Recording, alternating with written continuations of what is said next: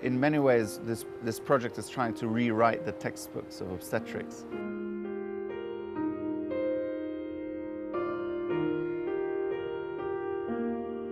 So we set out to describe how babies grow in healthy mothers. Groundbreaking evidence to prove that what was thought before is not true. One of the misconceptions is that babies are different depending on race, ethnicity, and where they are born. Whether we are big or small, or white or black, babies are universally all the same. Results are fantastic, good academic impact. Our ambition is to ensure that the standards we have produced are adopted by every country in the world.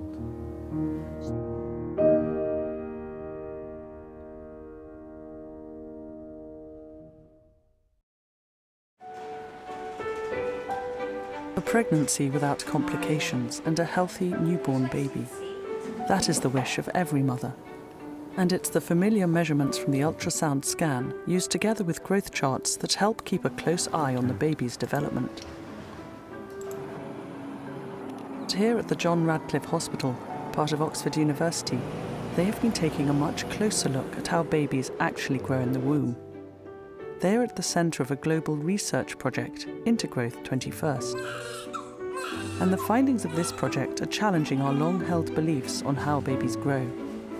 Our hypothesis was that healthy mothers would have healthy babies that would achieve their full growth potential, irrespective of where they're living in the world and irrespective of the colour of their skin or their ethnicity.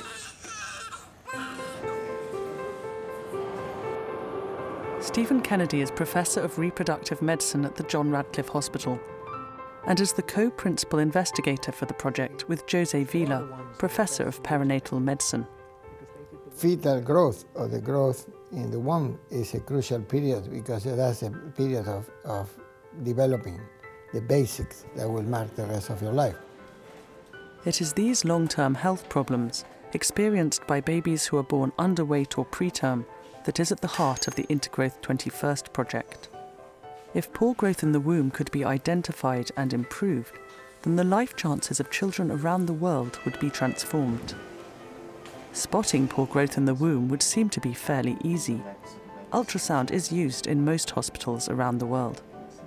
I think this is really one of the most fundamental parts of assessing a pregnancy. And one of the main reasons that we do ultrasound is really establishing whether a fetus is of normal size or is of, or not of normal size. But for the Intergrowth 21st project, it immediately became clear that there was a problem. Because around the world, people did not agree on what exactly was normal growth.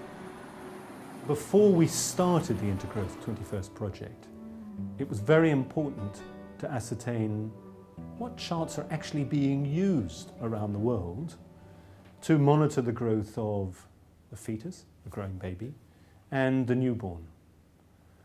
And we were astonished to find just how many charts are being used around the world, most of which were developed in a suboptimal way.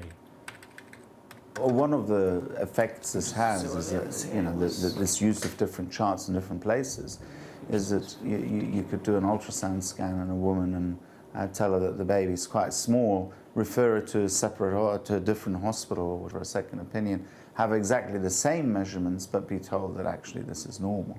And this is one of the effects of having different references to judge the size of the baby on side to side.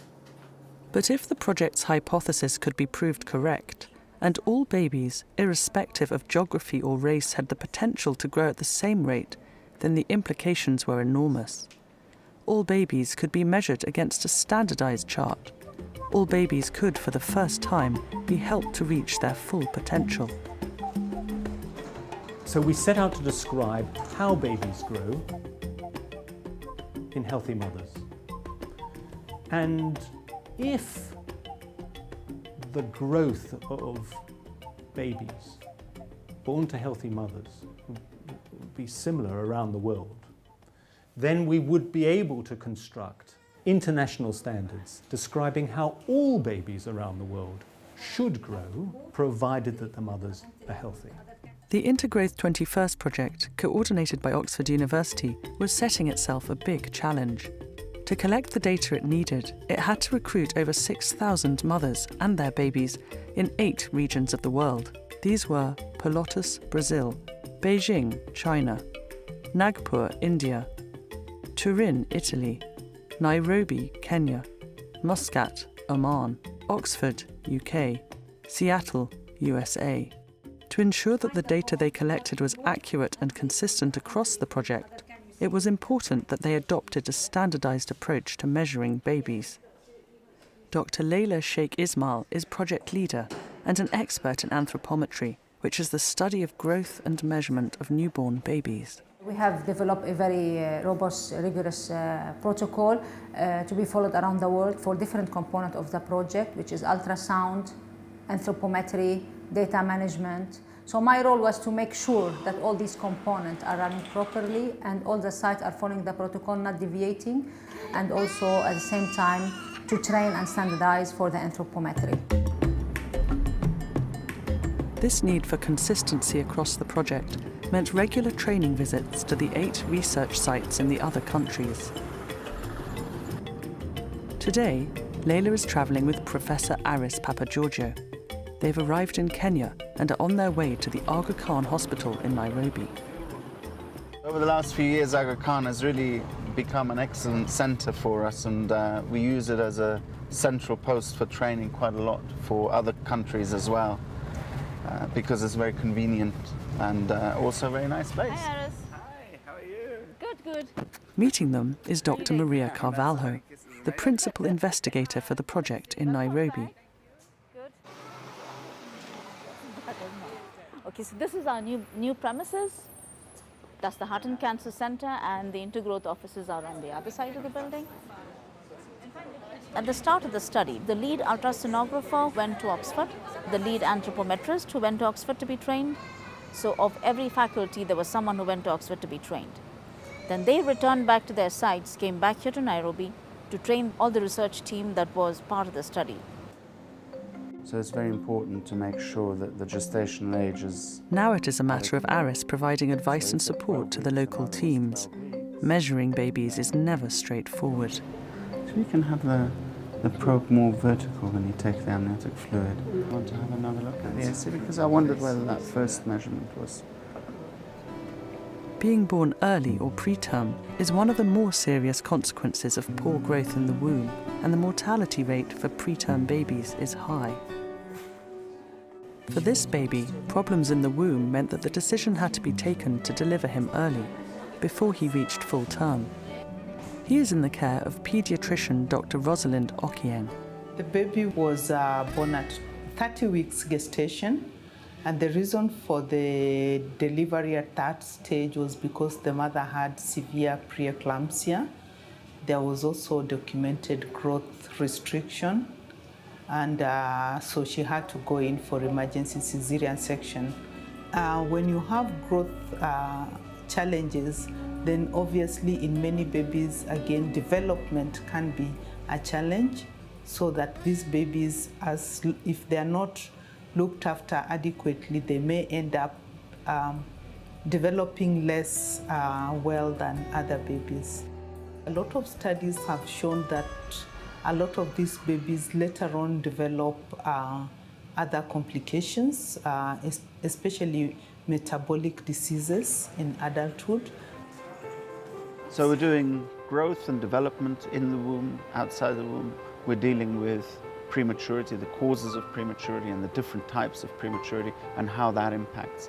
And then looking specifically at growth patterns of preterm born babies compared to babies that are born at full term, but also compared to those babies at the same gestation that remain in utero. In Oxford, the results from the Intergrowth 21st project started to come in, and they were remarkable. The data showed quite clearly that growth charts could be standardized for use around the world. But in doing so, the project had also revealed an astonishing new truth.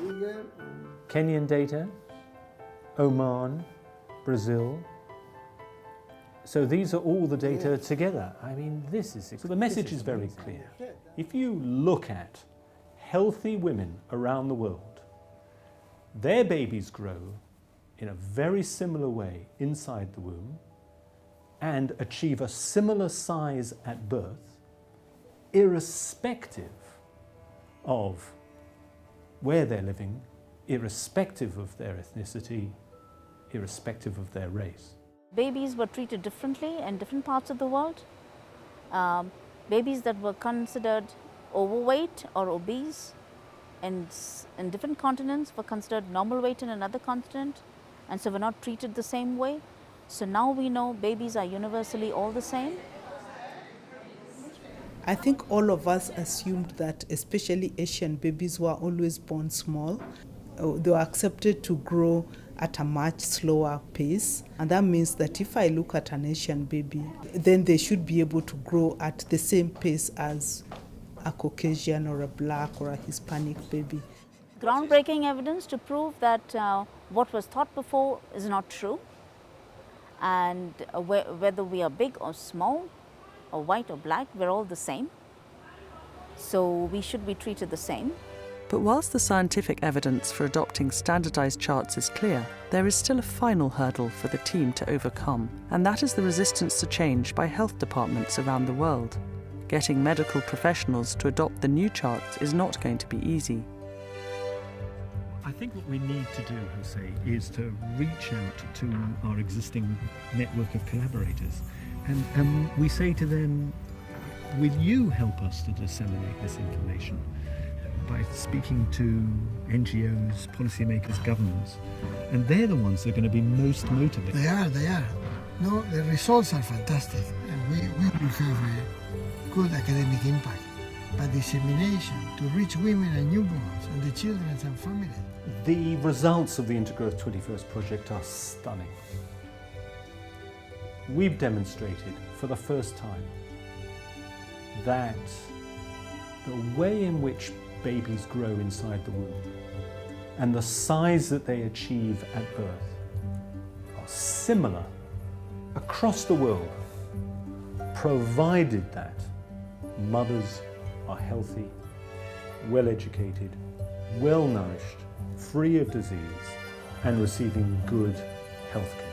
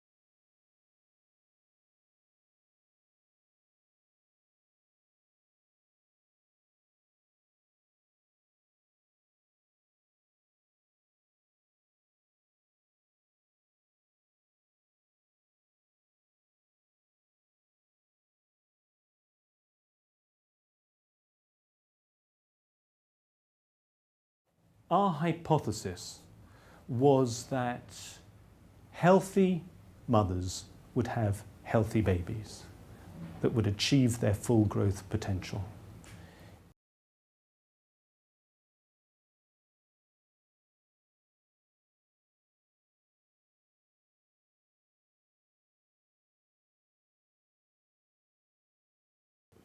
Fetal growth, or the growth in the womb, is a crucial period because that's a period of developing the basics.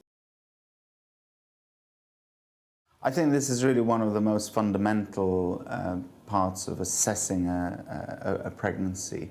And one of the main reasons that we do ultrasound is really establishing whether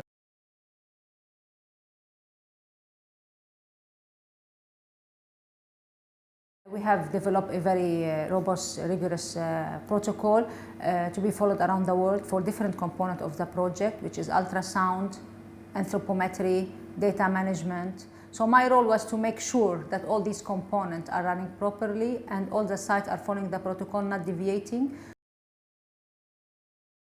The lead anthropometrist who went to Oxford to be trained. So of every faculty, there was someone who went to Oxford to be trained.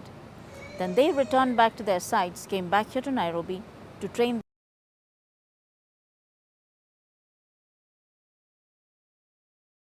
The baby was born at 30 weeks gestation, and the reason for the delivery at that stage was because the mother had severe preeclampsia. There was also documented growth restriction, and so she had to go in for emergency cesarean section